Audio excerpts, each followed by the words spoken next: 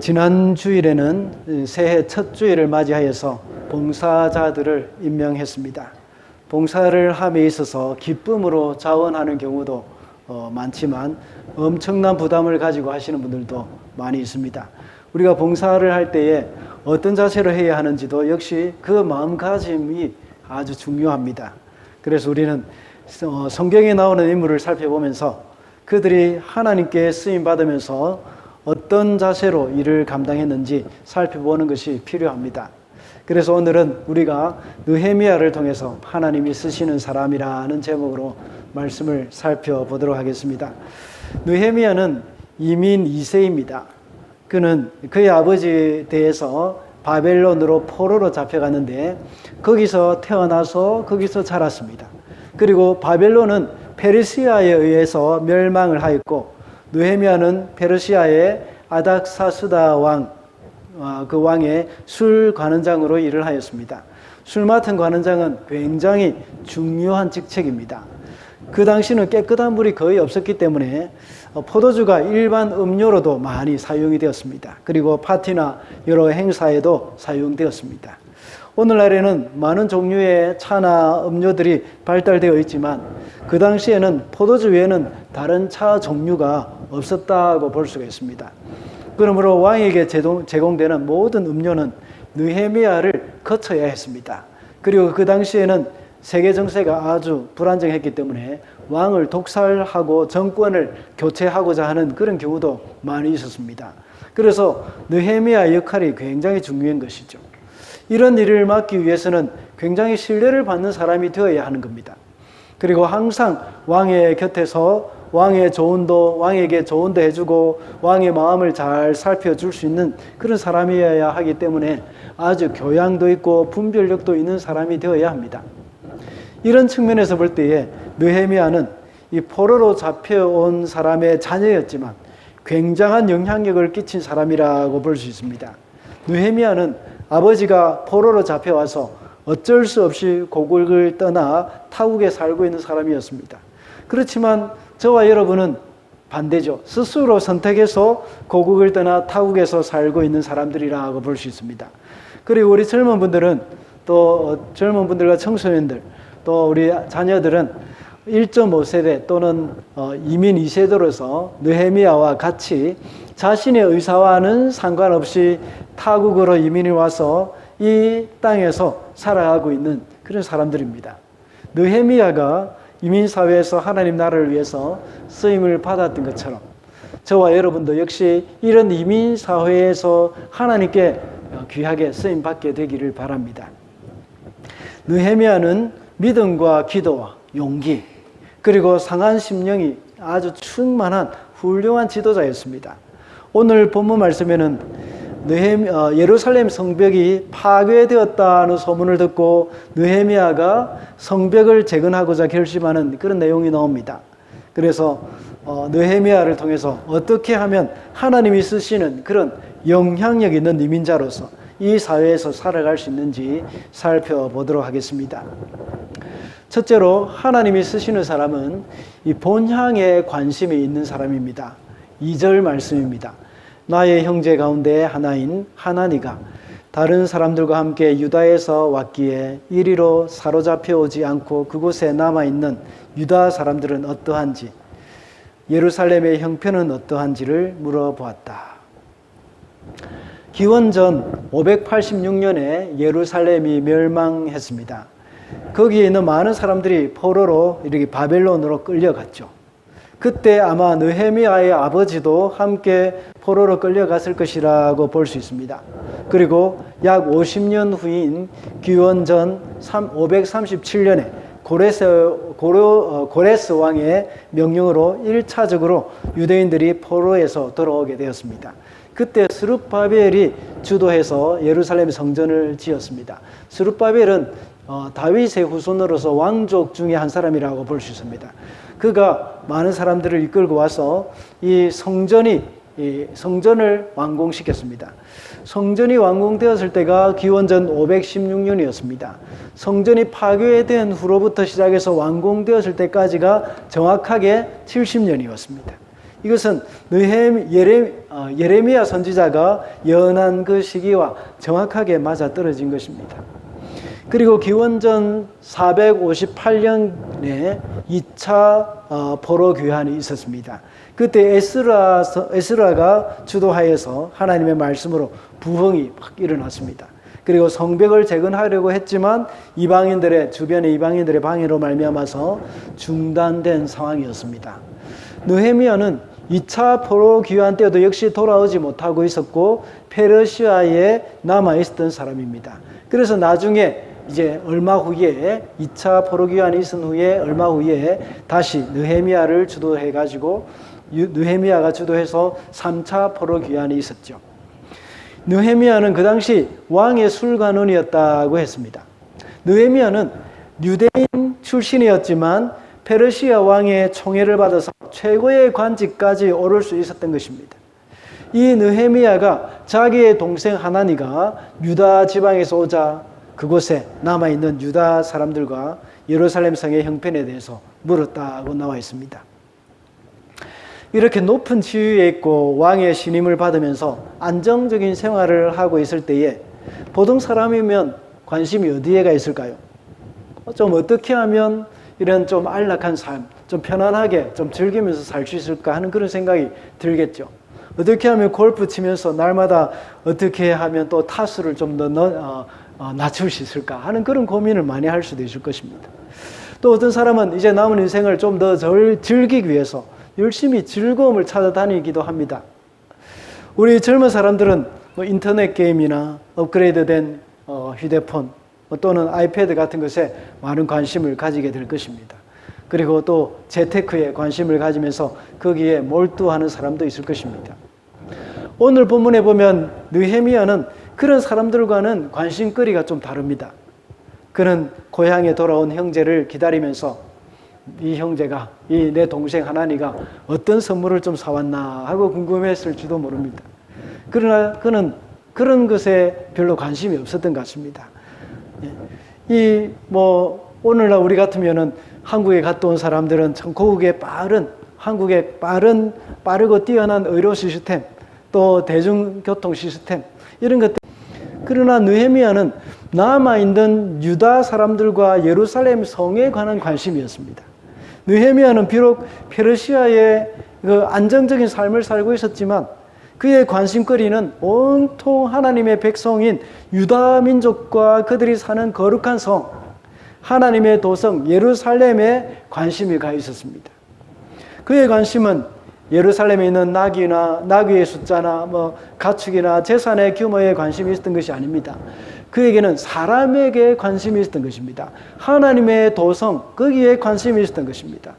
그들이 평안한지 어려움을 당하고 있는지, 거기에 또 여러 가지 참 큰 환난을 당하고 있지는 않는지 거기에 많은 관심을 갖고 있었던 겁니다. 이와 같이 하나님이 쓰시는 사람은 본향에 관심이 있는 겁니다. 우리의 본향은 어디입니까? 서울입니까? 대한민국입니까? 아닙니다. 우리의 본향은 바로 천국이죠. 하나님이 쓰시는 사람은 하나님 나라에 관심이 있습니다. 그래서 이 땅에 살면서 이 땅에서 비즈니스를 하고 직장 생활을 하지만 그들의 관심은 하나님의 나라와 하나님의 뜻을 이루는 데에 거기에 집중이 되어 있었습니다. 그래서 무슨 일을 하든지 하나님의 나라 확장과 하나님의 뜻을 이루는 일에 관심을 쏟으면서 살게 되는 겁니다. 그래서 열심히 전도하고 또한 열심히 주어진 일을 감당합니다. 어떤 사람은 이렇게 살다 보면 모두가 비현실적인 삶을 살면서 주어진 일에 소홀히 하지는 않을까. 또 열심히 교회만 다닌다고 하다가 또 공부는 잘 못하지는 않을까. 또 페일하지는 않을까 하는 그런 걱정도 하기도 합니다. 그러나 하나님의 나라, 거기에 관심을 갖고 있는 사람들은 전혀 그렇지 않습니다.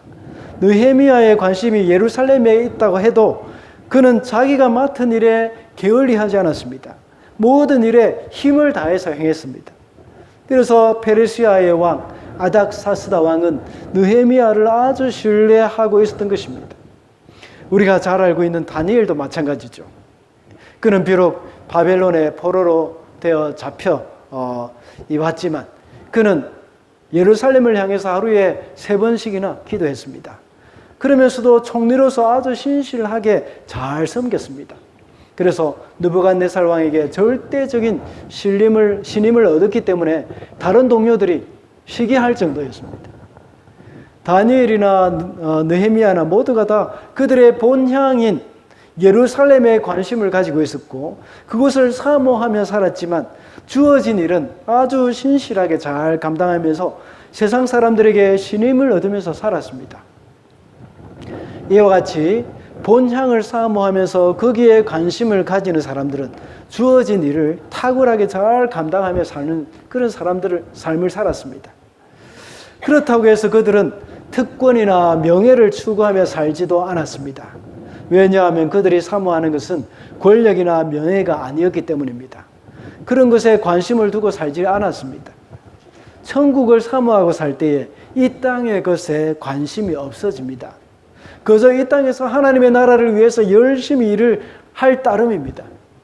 그리고 하나님의 일을 하다가 사람들이 자신을 인정해 주지 않아도 시험에 들거나 서운한 마음, 이런 마음 갖지도 않습니다. 왜냐하면 그들은 이 땅에서 누릴 영광보다는 천국에서 받을 그 상, 거기에 관심을 가지고 있었기 때문입니다. 다니엘서 5장에 보면 벨사살 왕이 예루살렘 성전 기물을 가지고 와서 거기에 술을 마시면서 잔치를 즐기고 있었습니다. 그리고 구리, 은, 금, 또 철, 나무로 만든 그 신들, 우상을 찬양하고 있었습니다. 그때 갑자기 벽에서 이렇게 하나의 손이 나타나서 메네 데겔 우바라신 하는 그런 글을 썼습니다. 벨사살 왕은 두려움에 잠겨서 다니엘을 불렀습니다. 그리고 그 글자가 의미하는 것이 무엇인지 물었습니다. 그리고 그 글을 해석하면 자주색 옷을 입히고 목에 금사슬을 걸어주고 그 나라의 셋째 지리자, 셋째 권력자로 삼겠다고 말을 합니다. 그때 다니엘이 대답하죠. 왕의 예물은 왕이 친히 가지시고 왕의 상급은 다른 사람에게 주옵소서. 그럴지라도 내가 왕을 위하여 이 글을 읽으며 그 해석을 아뢰리이다. 다니엘은 이렇게 맡겨진 일을 신실하게 감당했지만 이 땅에서 얻게 되는 부와 명예, 권력에는 아예 관심이 없었습니다. 왜냐하면 그의 관심은 하늘나라에 있었기 때문입니다. 이런 사람이 바로 하나님이 쓰시는 사람입니다. 그러므로 이 땅을 살아가지만 하나님의 나라에 관심을 가지고 살아가는, 또 천국을 사모하는 그런 삶을 살아야 합니다. 그래서 하나님의 나라와 하나님의 의를 위해서 우리에게 주어진 그 일을 열심히 최선을 다해서 하는 것, 그것이 바로 주님의 나라를 사모하면서 그 본향에 관심을 가지고 살아가는 그런 삶의 모습이라고 할 수 있습니다. 둘째로 하나님이 쓰시는 사람은 하나님의 마음을 가진 사람입니다. 4절 말씀입니다. 이 말을 듣고서 나는 주저앉아서 울었다. 나는 슬픔에 잠긴 채로 며칠 동안 금식하면서 하늘의 하나님께 기도하여. 느헤미야가 유다에서 온 그의 동생을 통해서 유다의 형편을 들었습니다. 사람들이 많은 고생을 하면서 업신여김을 받고 있고 성벽은 허물어지고 또 성문들은 다 불에 탔다고 했습니다. 왜 이런 일이 일어났을까요? 성벽이 다 무너지고 없었기 때문입니다.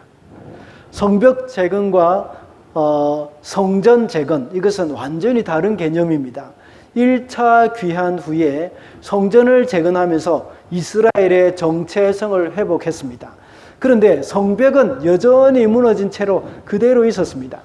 외부 세력의 침략이나 약탈로부터 이 백성들을 보호하기가 쉽지 않았습니다. 그리고 성문 위에서는 주로 중요한 모임을 가졌습니다. 때로는 성문 위가 재판을 하는 법원 역할도 할 때가 있었고 중요한 회의를 하는 장소가 되기도 했습니다. 그 성을 다스려가는 그 성을 다스려가는 이 정치적으로 아주 중요한 역할을 하는 장소였다고 볼 수가 있습니다. 그래서 성이 있다는 것은 그 민족의 자주권, 또 자치권, 이런 것들을 가진다는 그런 의미입니다. 그래서 고대에 전쟁을 할 때 이 성을 정복하면 그 성벽을 다 허물어 버릴 때가 많습니다. 그래서 다시는 모반하지 못하게 하는 것입니다. 바벨론도 역시 예루살렘을 함락한 후에 그것을 다 무너뜨려 버렸습니다. 그래서 바벨론을 대항하여 독립운동을 할 수 없게 만들었던 겁니다. 성을 완전히 무너뜨려 놓으면 나중에 반역의 조짐이 있을 때에는 언제든지 군사를 보내서 그들을 제압하기가 참 쉽습니다. 예루살렘도 역시 성벽이 없고 성문이 없는 상황에서는 언제든지 대적들의 공격에 그대로 노출될 수밖에 없습니다. 그래서 주변에 있는 이방민족들이 자주 예루살렘에 와서 물건을 빼앗아가는 그런 일들을 많이 일삼았습니다. 이 말을 들은 느헤미야는 주저앉아서 울었다고 말하고 있습니다. 느헤미야는 그 땅을 향한 하나님의 마음을 그대로 가지고 있었던 것입니다. 느헤미야는 예루살렘 성이 파괴되었다는 소식을 듣고 큰 충격을 받았습니다. 그는 수일 동안 심히 슬퍼하면서 하나님께 금식 기도를 했습니다. 그는 예루살렘 성이 파괴된 것을 자기 집이 파괴된 것처럼 심히 슬퍼했던 겁니다. 그리고 또 예루살렘 성에 있는 거민들이, 유다 민족들이 약탈을 당하고 부끄러움을 당하게 하는 그런 일들에 대해서 굉장히 가슴 아파했던 것입니다. 이렇게 느헤미야가 예루살렘의 성에 관한 소식을 듣고 금식 기도했다는 것은 정말 놀라운 일이었습니다. 왜냐하면 그는 예루살렘 성과 직접적인 관련이 없기 때문입니다. 그는 선조들이 바벨론에 포로로 잡혀온 지 100여 년이 지난 후에 태어난 그런 이민 2세입니다. 그는 한 번도 예루살렘에 가본 적이 없었습니다. 100여 년이 지난 것이 아니라 그때 당시가 예루살렘이 파괴된 지 100여 년이 지난 것이죠. 그때 활동했던 사람이라고 볼 수 있습니다. 또한 그는 페르시아 제국에서 술관원이라는 걸 고위 관직에 있었습니다. 얼마든지 편안하고 안락한 삶을 살 수 있었습니다. 그런데 그가 예루살렘 성에 대해서 심히 안타까워하면서 금식 기도까지 한 것은 대단한 그런 조국애라고 볼 수 있습니다. 대부분의 이민 2세들이 조국을 쉽게 잊어버리는 것과 참 큰 차이가 있죠.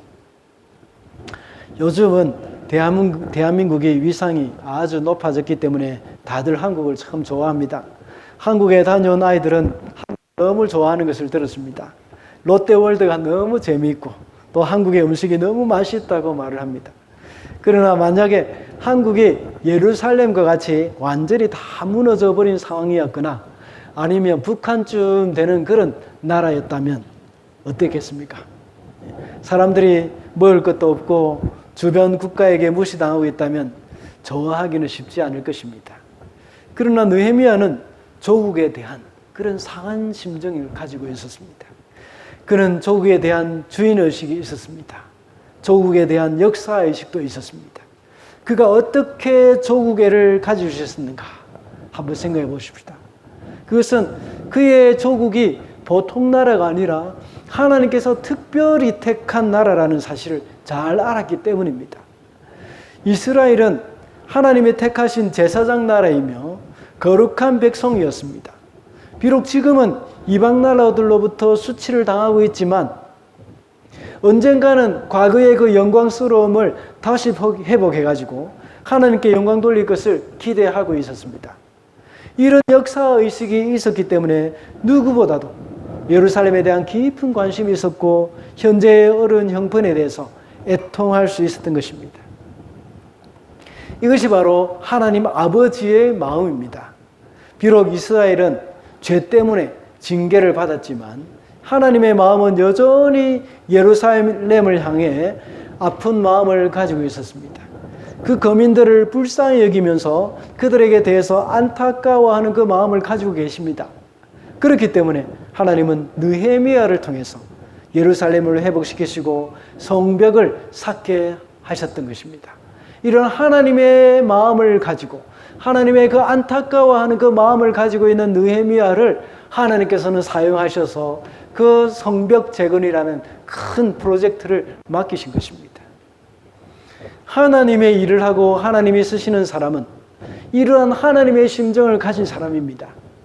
느헤미야와 같이 상한 심정이 있는 그런 한 사람에 의해서 바로 새 역사가 일어나게 되는 것입니다. 우리가 하나님이 일을 할 때에도 느헤미야와 같은 그런 마음을 가져야 합니다. 오늘날 이 시대에도 느헤미야와 같은 그런 사람들이 참 많이 필요하기 때문입니다. 오늘날 우리에게 있어서 예루살렘 성은 무엇일까요? 대한민국 서울이 아니라고 했죠. 지리적인 것에 얽매일 필요가 없습니다. 그리스도의 피로 값주고 사신 교회, 이 교회가 세상으로부터 무시당하고 하나님의 말씀이 업신여김을 받고 있는 것에 대해서 가슴 아파하는 그런 마음이 있어야 합니다. 오늘날 교회가 사회에서 빛과 소금의 역할들을 하지 못하고 있고 세상 사람들의 지탄의 대상이 되고 있는 것을 슬퍼해야 합니다. 교회 안에서조차도 세상의 가치관이 들어와서 부귀영화를 추구하는 것, 그리고 권력을 추구하고 있는 것에 대해서 슬퍼해야 합니다. 교회의 목사, 저 같은 목사를 비롯해서 직분자들이 세상의 명예와 쾌락에 무릎 꿇는 것을 보면서 우리는 슬퍼해야 합니다. 또한 우리가 안타까운 마음을 가져야 할 곳이 또 어디에 있겠습니까? 하나님께서 우리에게 맡기신 사명의 땅인 학교나 직장, 그리고 저와 여러분이 살고 있는 이곳 뉴질랜드 역시 예루살렘 성이라고 볼 수 있습니다. 이 시대의 예루살렘 성이라고 할 수 있는 이 학교와 이 시대에 내가 살고 있는 사회의 영적 상황에 대해서 슬퍼하며 애통해하는 사람이 필요합니다. 교회에서, 학교에서 계속해서 진리가 아닌 것이 나타날 때에, 학교에서 진리가 아닌 것을 가르치면서 동성애를 조장하는 경우, 이런 것도 많이 있지 않습니까? 성도는 이 땅에서 진리가 무너져가는 것에 대해서 안타까워해야 합니다. 그리고 청소년들의 범죄가 점점 높아져가고 있는 것을 우리는 안타까워해야 합니다. 심지어 요즘은 개념이 없는 부모들도 있습니다. 그들은 나이가 어린 그 청소년들이 형사처벌을 면한다는 것을 악용해가지고 자식을 범죄하도록 부추기는 일도 일어나고 있지 않습니까? 우리가 상한 심정과 또 주님의 주인의식을 가지고 간절하게 기도할 때에 이 땅에 무너진 성은 재건될 수 있습니다. 하나님께서 우리에게 느헤미야의 그 상한 심령을 충만하게 허락해 주시기를 기도해야 합니다. 하나님 아버지의 그 마음을 가지고 세상을 향해서 나아가는 사람들이 바로 하나님께 쓰임받는 그런 사람이라고 할 수 있습니다. 마지막으로 하나님이 쓰시는 사람은 기도하는 사람입니다. 5절부터 11절 말씀인데 11절만 읽어보겠습니다. 주님, 종의 간구를 들어주십시오. 주님의 이름을 진심으로 두려워하는 주님의 종들의 간구에 귀를 기울여 주십시오. 이제 주님의 종이 하는 모든 일을 형통하게 하여 주시고 왕에게 자비를 입게 하여 주십시오. 그때에 나는 왕에게 술잔을 받들어 올리는 일을 맡아보고 있었다. 느헤미야는 예루살렘의 소식을 듣고 수일 동안 금식하면서 기도를 했습니다. 5절부터 11절은 느헤미야의 기도의 내용이 나와 있습니다. 그는 먼저 하나님께 대한 신앙 고백을 했습니다. 그 후에 느헤미야는 이스라엘 자손들과 자신의 죄를 고백하고 있습니다. 느헤미야 자신도 이스라엘 자손들과 똑같은 그런 죄인임을 고백합니다. 사실 그는 100여 년 전에 자기의 조상들이 죄를 지은 것 때문에 이렇게 포로로 잡혀온 그런 사람에 불과했습니다. 그럼에도 불구하고 그 죄가 자신의 죄로 여기고 기도했던 것입니다.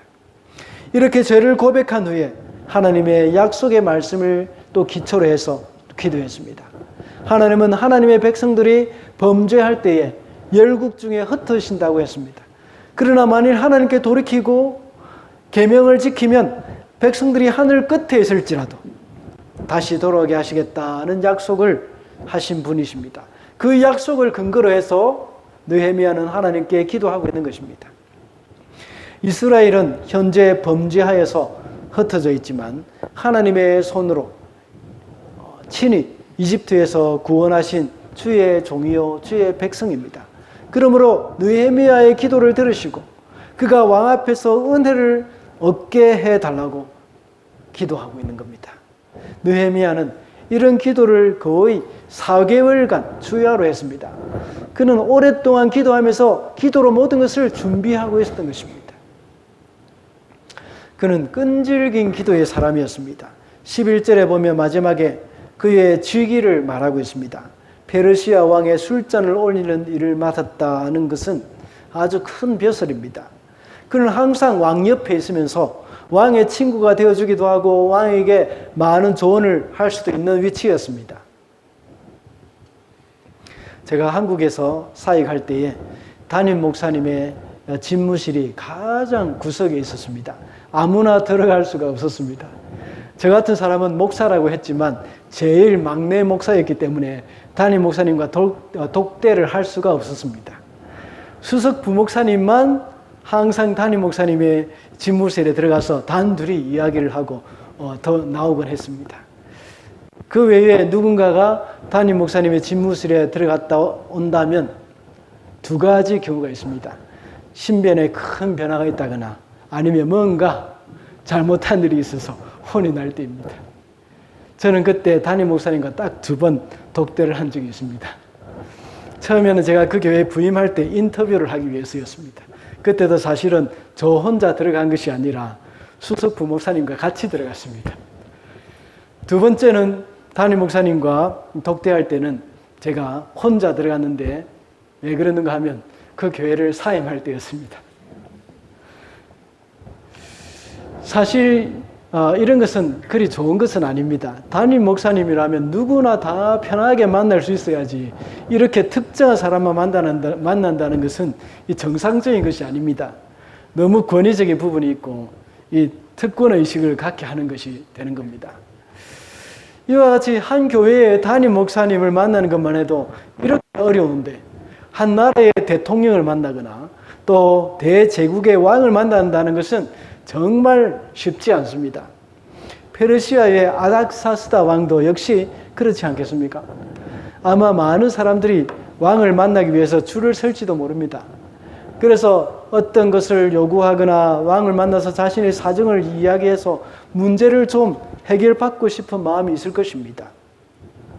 그런데 느헤미야는 왕을 가장 자주 만나는 사람, 자주 혼자 대하는 사람, 독대하는 사람이라고 할 수 있습니다. 그는 언제든지 왕을 만날 수 있었습니다. 과거에 우리나라에도 문고리 3인방이라고 있었지 않습니까? 느헤미야가 바로 이런 소위 말하는 문고리 역할을 하는 사람이었습니다. 그러나 느헤미야는 이렇게 큰 인맥을 가지고 있었고 권력을 등에 업고 무엇이든지 할 수 있는 그런 사람이었습니다. 그렇지만 자기의 지위를 의지하지 않고 기도하면서 하나님을 의지하는 사람이었습니다.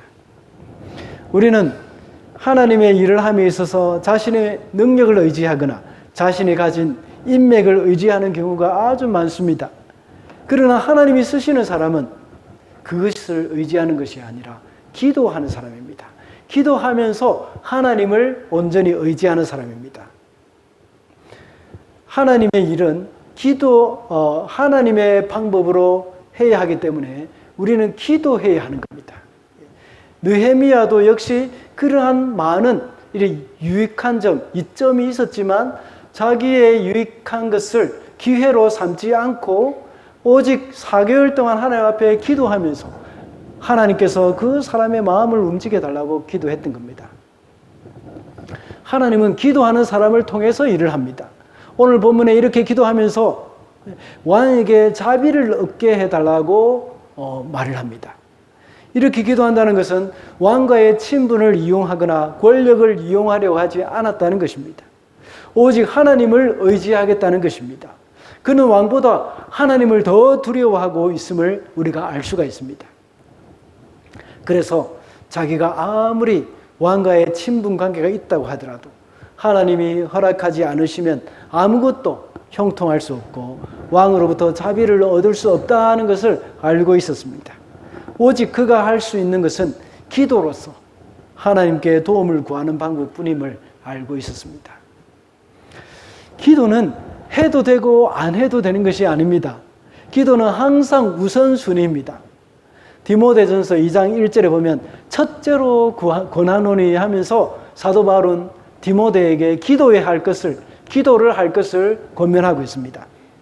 가장 우선순위에 기도를 두어야 한다는 것입니다. 우선순위라는 말은 그것을 하지 않고는 다른 일을 할 수 없다는 말입니다. 자동차를 운전할 때도 우선순위가 있지 않습니까? 먼저 시동을 걸어야 하고 그 다음에 기어를 넣어야 합니다. 그래야 출발할 수 있습니다. 요즘은 차들이 워낙 좋아서 만약에 기어를 먼저 넣고 시동을 건 다음에 시동이 안 걸립니다. 그리고 시동을 걸지 않고 기어를 넣으려고 해도 안 됩니다. 반드시 순서가 있습니다. 이와 같이 하나님의 일을 하는 데 있어서도 역시 기도가 우선순위가 되어야 합니다. 기도 없이 다른 것을 할 수 없다는 것을 우리는 늘 생각하고 있어야 합니다. 사도 바울이 디모데에게 편지할 때에 그때도 역시 디모데가 목회를 하는 데 있어서 여러 가지 해야 할 일들이 많이 있었을 것입니다. 설교 준비도 해야 하고 신방도 해야 합니다. 그 외에 제자훈련이나 알파 사역 같은 그 전도도 해야 합니다. 그리고 회의도 해야 하고 노회도 해야 하고 총회도 참여해야 합니다. 그러나 그 모든 것을 하기 위해서 먼저 기도를 해야 한다는 말을 사도 바울은 디모데에게 강조하고 있는 것입니다. 하나님의 일을 함에 있어서도 그와 같습니다. 우리 봉사자들은 해야 할 일들이 참 많습니다. 예배부는 예배부대로, 새가족부는 새가족부대로 해야 할 일들이 참 많이 있습니다. 그러나 그것보다 먼저 해야 할 것은 바로 기도라는 것입니다. 기도를 하지 않고는 이런 것을 할 수 없다는 것을 명심해야 합니다. 그래서 1월 넷째 주부터 우리가 신년 특별 새벽 기도를 시작합니다. 그때 우리 봉사자들은 말할 것도 없습니다. 학생들도 역시 다 나와서 기도에 참여하시기 바랍니다. 기도가 우선순위에서 가장 첫 번째라는 사실 우리는 기억해야 합니다. 자동차 시동을 걸지 않고는 출발할 수가 없듯이 기도하는 것이 곧 시동 거는 것이라는 사실을 잊지 마시기 바랍니다. 그래서 신년에 기도를 시작했다고 또 앞으로 기도를 안 해도 되는 것은 아닙니다. 느헤미야서를 보면 그는 이렇게 기도를 했지만 왕과 대화를 하는 중에서도 계속해서 기도하는 것을 우리가 볼 수 있습니다. 그리고 성벽을 쌓으면서도 여러 가지 당하는 어려운 그런 일들 가운데서도 느헤미야는 계속 기도했습니다. 우리는 기도로 시작을 하지만 그 일의 진행도 역시 기도로 해야 합니다. 그리고 마무리도 역시 기도로 마무리를 해야 합니다. 성경에서나 역사적으로 볼 때에 하나님의 일을 하는 사람들은 모두가 기도의 사람이었습니다. 그러므로 기도하는 사람으로서 하나님께 쓰임받는 그런 저와 여러분이 되시기를 바랍니다.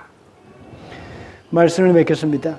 느헤미야와 에스라 같은 느헤미야는 에스라와 같은 시대의 사람이었습니다. 역할을 따진다면 에스라는 목사의 역할을 했다고 볼 수 있고 또 느헤미야는 평신도 지도자의 역할을 했다고 볼 수 있습니다.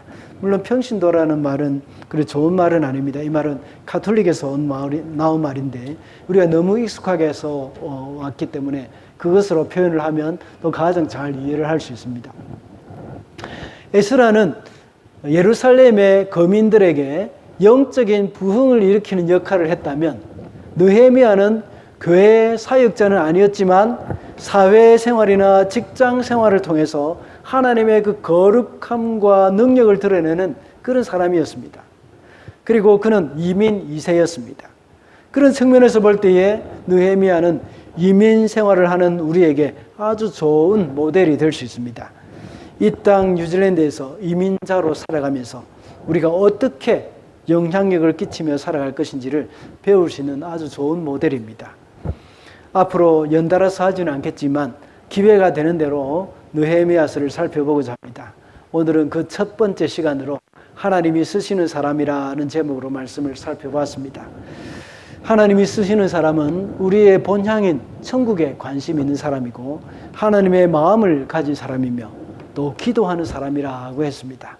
그러므로 느헤미야를 모델로 해서 이 땅에서 살아가는 동안 세상에서 하나님께 쓰임 받는 사람들이 되어야 하겠습니다. 그래서 하나님의 살아계심을 이 세상에 드러내는 저와 여러분이 되시기를 바랍니다.